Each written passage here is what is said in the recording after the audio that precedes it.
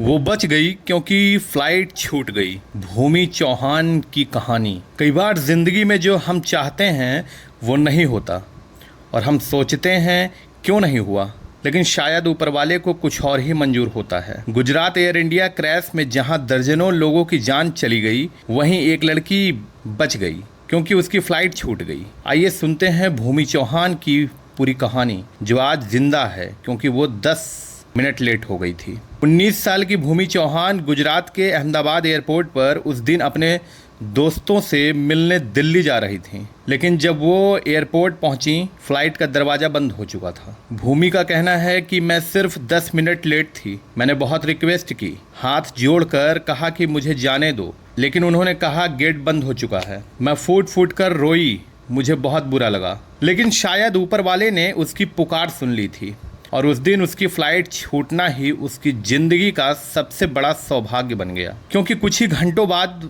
वही flight air India flight AIX 229 Gujarat के गिर सोमनाथ के पास क्रैश हो गई। अब तक की रिपोर्ट के अनुसार उस हादसे में सैकड़ों यात्रियों की मौत हो चुकी है। अगर भूमि उस दिन 10 मिनट जल्दी पहुंच गई होती तो आज उसकी सांसें भी खामोश होती।